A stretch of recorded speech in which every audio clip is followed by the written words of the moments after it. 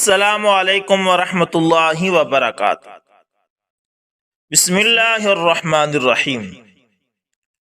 دوستو، ایک مرتبہ حضرت حکیم الامت مولانا اشرف علی تھانوی رحمۃ اللہ تعالی تھانہ بون سے کچھ فاصلے پر ایک گاؤں میں دعوت میں تشریف لے جا رہے تھے اور اہلیہ محترمہ بھی ساتھ تھی۔ جنگل کا پیدل سفر تھا، کوئی اور شخص بھی ساتھ نہیں تھا۔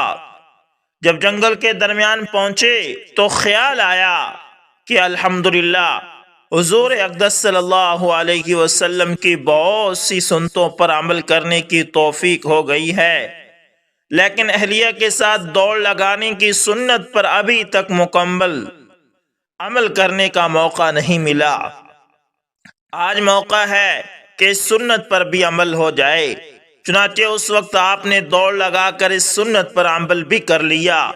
اب ظاہر ہے کہ دوڑ لگانے کا کوئی شوق نہیں تھا، لیکن نبی کریم صلی اللہ علیہ وسلم کی سنت پر عمل کرنے کے لیے دوڑ لگائی۔ دوستو، یہ ہے اتباع سنت کی حرص، نیک کاموں کی حرص، اجر و ثواب حاصل کرنے کی حرص۔ اللہ اکبر! اللہ ہمیں بھی نیکیوں کی حرص عطا فرمائے۔ دوستو، اسی طرح ایک معتبر راوی نے بیان کیا کہ جن ایام میں علامہ قاضی محمد سلیمان منصور پوری، سابق سیشن جج ریاست پٹیالہ، مشرقی پنجاب، بھارت، اور مصنف کتاب رحمت للعالمین، یہ حضرت جب مدینہ منورہ تشریف فرما تھے، قیام پذیر تھے، ایک دن قاضی صاحب مسجد نبوی سے نماز پڑھ کر نکل رہے تھے اور آپ کے ہمراہ مسجد نبوی کے امام بھی باتیں کرتے ہوئے آ رہے تھے کہ مسجد کے دروازے پر پہنچے، جہاں نمازیوں کے جوتے پڑے رہتے تھے۔ اس جگہ امام صاحب نے آگے بڑھ کر قاضی صاحب کے جوتوں کو اپنے ہاتھ سے سیدھا کیا اور قاضی سلیمان منصور پوری رحمت اللہ تعالی یہ سب کچھ دیکھ رہے تھے۔ قاضی صاحب نے تیزی سے امام صاحب کے ہاتھوں کو پکڑ کر کہا کہ آپ یہ کیا کرتے ہیں؟ اللہ تعالیٰ نے آپ کو اتنا بلند مقام عطا فرمایا ہوا ہے، آپ مسجد نبوی کے امام ہیں، اس مسجد کے جس کے اللہ کے نبی امام ہوا کرتے تھے۔ جواباً امام صاحب آبدیدہ ہو گئے اور فرمانے لگے، آپ کو اس بات کا علم نہیں کہ ایسا میں کس کے حکم سے کر رہا ہوں۔ پھر کہنے لگے، رات خوش بختی سے حضور سرور کائنات محمد مصطفیٰ صلی اللہ علیہ وسلم ابداً ابداً الی یوم القیامہ، آقا مدنی صلی اللہ علیہ وسلم کے خواب میں زیارت کی مجھے سعادت نصیب ہوئی، اور عالم رؤیا میں آپ صلی اللہ علیہ وسلم نے ارشاد فرمایا، محمد سلیمان میرا مہمان ہے، اس کی ہر طرح سے عزت کرنا۔ اللہ اکبر! اللہ اکبر! ایک دیہاتی کا حضور صلی اللہ علیہ وسلم سے عجیب و غریب سوال۔ حضرت ابو ایوب انصاری رضی اللہ تعالی عنہ بیان کرتے ہیں کہ رسول اکرم صلی اللہ علیہ وسلم ایک سفر میں تھے کہ ایک دیہاتی سامنے کھڑا ہوا اور اس نے آپ صلی اللہ علیہ وسلم کی اونٹنی کی مہار پکڑ لی، پھر کہا، اے اللہ کے رسول صلی اللہ علیہ وسلم، مجھے وہ بات بتاؤ جو مجھے جنت سے قریب اور آتش دوزخ سے دور کر دے۔ راوی کا بیان ہے کہ نبی کریم صلی اللہ علیہ وسلم رک گئے، پھر اپنے رفقا کی طرف آپ صلی اللہ علیہ وسلم دیکھا اور ان کو متوجہ کرتے ہوئے فرمانے لگے، اس کو اچھی توفیق ملی، یا پھر فرمایا اس کو خوب ہدایت ملی۔ پھر آپ صلی اللہ علیہ وسلم نے اس دیہاتی سے فرمایا، ہاں ذرا پھر کہنا، تم نے کس طرح کہا؟ سائل نے اپنا وہی سوال پھر دہرایا کہ مجھے وہ بات بتا دو جو مجھے جنت سے نزدیک اور دوزخ سے دور کر دے۔ تو نبی کریم صلی اللہ علیہ وسلم نے فرمایا، صرف اللہ کی بندگی کرتے رہو اور کسی چیز کو اس کے ساتھ شریک نہ کرو، نماز قائم کرتے رہو، زکوٰۃ ادا کرتے رہو اور صلہ رحمی کرتے رہو۔ اب اونٹنی کی مہار چھوڑ دو۔ اللہ اکبر! کہ اللہ کی بندگی کرو، کسی کو ساتھ شریک نہ ٹھہراؤ، نماز قائم کرو، زکوٰۃ دو اور صلہ رحمی کرو، آپ جنت میں چلے جائیں گے۔ اللہ اکبر! حضرت مولانا محمد قاسم نانوتوی رحمۃ اللہ تعالی کے حفظ قرآن کا ایک عجیب و غریب واقعہ۔ دوستو، حضرت مولانا محمد قاسم نانوتوی رحمۃ اللہ تعالی جو کہ بانی دارالعلوم دیوبند بھی تھے، انہوں نے جب پہلا حج کیا تو کراچی کے راستے سے کیا تھا۔ اس زمانے میں اسٹیمر نہیں تھے، باد بہانی جہاز تھے۔ باد باندھ دیا گیا تو کشتی چل رہی ہے، ہوا جب مخالف چلی تو لنگر ڈال دیے جس سے کشتی کھڑی ہو جاتی تھی۔ 5-6 مہینے میں جدہ پہنچتے تھے تو حضرت بھی باد بانی جہاز میں سوار ہوئے اور رمضان شریف آ گیا۔ گویا شعبان میں چلے تھے، کشتی کے اندر رمضان آ گیا اور اتفاق سے کوئی حافظ نہیں۔ تراویح علم ترا کیفا سے ہو رہی ہے تو حضرت کو بڑی غیرت آئی کہ 250-300 آدمی جہاز میں موجود اور تراویح میں قرآن کریم نہ سنایا جائے، ایک بھی حافظ نہیں۔ بس علم ترا کیفا سے صورتیں حضرت نے یاد کی، یعنی لوگوں کو علم ترا کیفا سے ہی صورتیں یاد تھے۔ تو پھر اسی دن حضرت نے قرآن یاد کرنا شروع کر دیا، روز 1 سپارہ حفظ کرتے اور رات کو تراویح میں سنا دیتے۔ اللہ اکبر! اسی طرح حضرت امام شافعی رحمۃ اللہ تعالی کے اساتذہ میں حضرت وکی رحمۃ اللہ تعالی کا نام نمایاں ہے۔ حضرت وکی رحمۃ اللہ تعالی نے حضرت امام اعظم رحمۃ اللہ تعالی سے علم حاصل کیا تھا۔ اللہ تعالیٰ نے انہیں کمال کا حافظہ عطا فرمایا تھا۔ علی بن حزم کا بیان ہے کہ میں نے حضرت وکی رحمۃ اللہ تعالی کے ہاتھ میں کبھی کتاب نہیں دیکھی، کیونکہ ان کا حافظہ اس قدر تھا کہ انہیں کتاب کی حاجت نہیں تھی۔ چنانچہ ایک بار میں نے ان سے قوت حافظہ کی دوا دریافت کی تو آپ رحمۃ اللہ تعالی نے فرمایا، میری نظر میں گناہوں کے ترک کرنے سے زیادہ کوئی دوائی نہیں ہے۔ اسی طرح حضرت امام وکی رحمۃ اللہ تعالی نے حضرت امام شافعی رحمۃ اللہ تعالی کو قوت حافظہ کا نسخہ بتایا ہے۔ امام شافعی رحمۃ اللہ تعالی اپنی زبانی سناتے ہیں کہ میں نے حضرت وکی رحمۃ اللہ تعالی کی خدمت میں حافظہ کمزور ہونے کی شکایت کی تو انہوں نے گناہ چھوڑنے کی ہدایت کی، کیونکہ علم اللہ تعالی کا نور ہے اور نور گنہگار کے حصے میں نہیں آتا، اس لیے اگر آپ کا حافظہ کمزور ہے تو گناہوں سے بچیں۔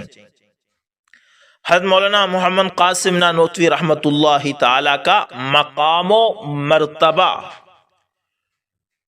دوستو، حضرت مولانا قاسم نانوتوی رحمۃ اللہ تعالی نے فرمایا کہ میں اکثر دیکھتا ہوں کہ حضرت محمد مصطفیٰ صلی اللہ علیہ وسلم تشریف لاتے ہیں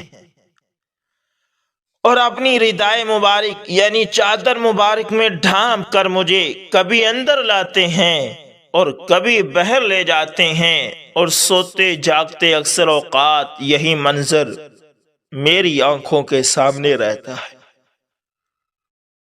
اللہ اللہ!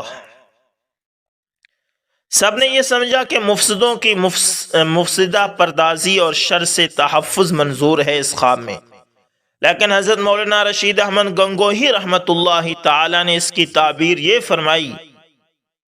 فرمایا کہ بلکہ مولانا نانوتوی کی عمر ختم ہو چکی ہے اور حضرت محمد مصطفیٰ صلی اللہ علیہ وسلم کو یہ دکھلانا منظور ہے کہ جب لوگ اپنے ہو کر ایسے مفسد ہو گئے کہ اللہ تعالیٰ کے ایسے مقدس بندوں پر الزام لگانے سے نہیں شرماتے، تو ہم بھی ایسی ہستی کو اب ایسے لوگوں میں نہیں رکھنا چاہتے کہ یہ اس ہستی کے قابل نہیں۔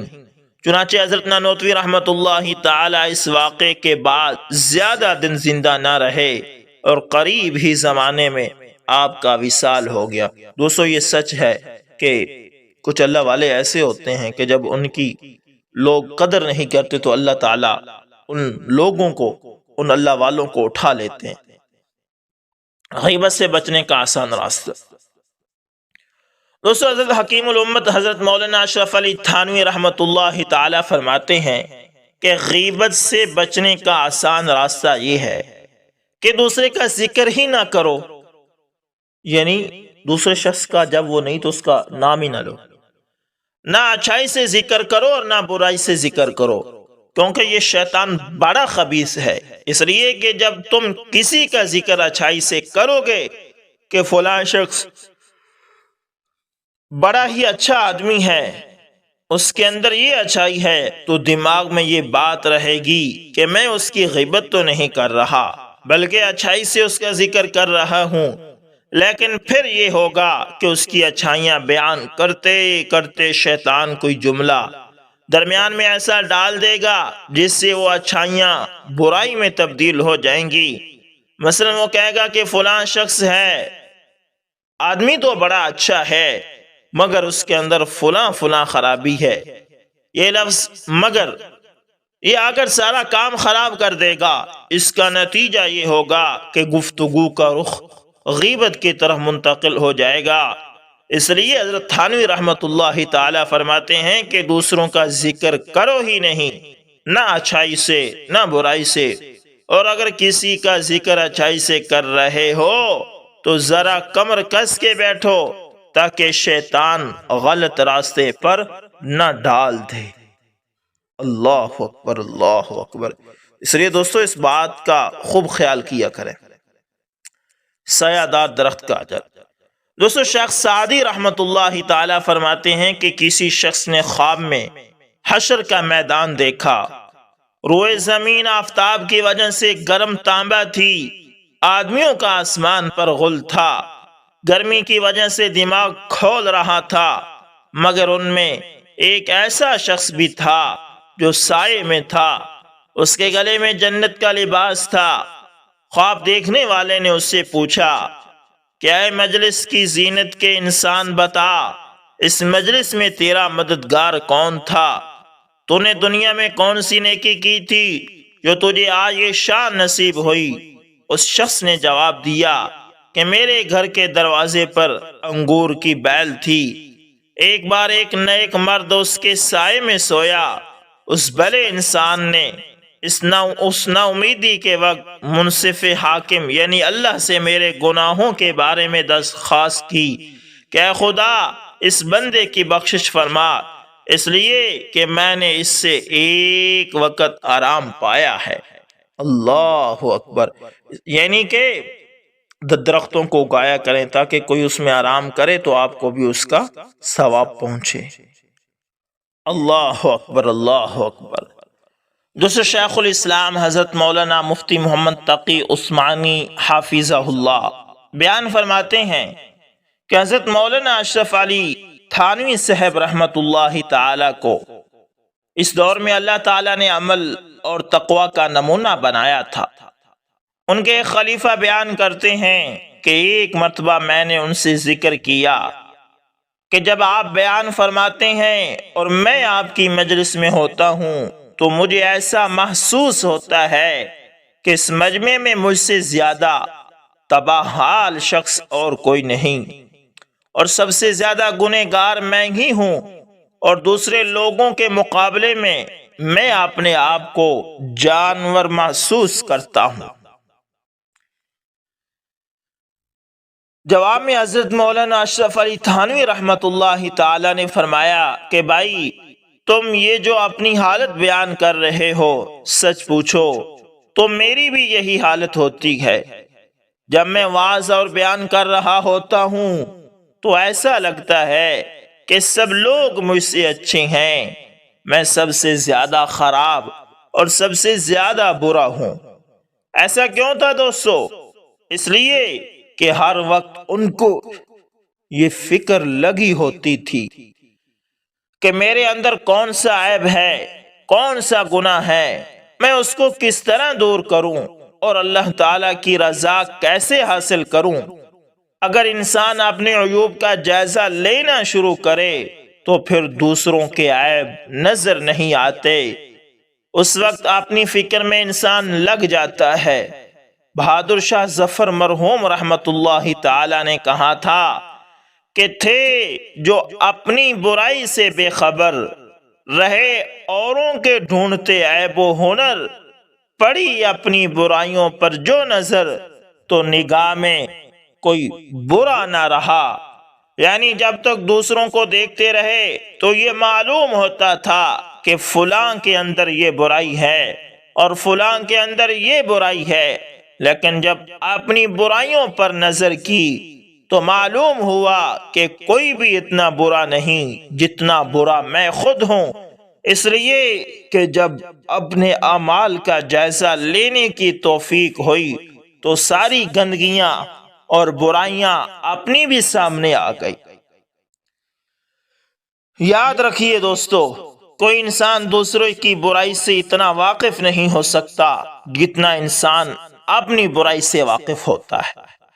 انسان اپنے بارے میں جانتا ہے کہ میں کیا سوچتا ہوں اور میرے دل و دماغ میں کیا کیا خیالات پیدا ہوتے ہیں، کیسے کیسے ارادے میرے دل میں آتے ہیں، لیکن چونکہ اپنی طرف نظر نہیں، اپنے عیب سے بے خبر ہے، اس لیے دوسروں کے عیوب اس کو نظر آتے ہیں، اس کو اپنی پرواہ ہی نہیں رہتی۔ اس لیے دوستو کوشش کریں کہ اپنے آپ کو ٹٹولیں، دیکھیں کہ ہم کیا کر رہے ہیں، ہم کس مقام پر کھڑے ہیں۔ اللہ تعالیٰ سے دعا ہے کہ اللہ تعالیٰ ہمیں آخرت کی صحیح معنوں میں فکر عطا فرمائے۔ دوستو ملتے ہیں کسی نیکسٹ اچھی سی ویڈیو کے اندر، تب تک کے لیے اللہ حافظ۔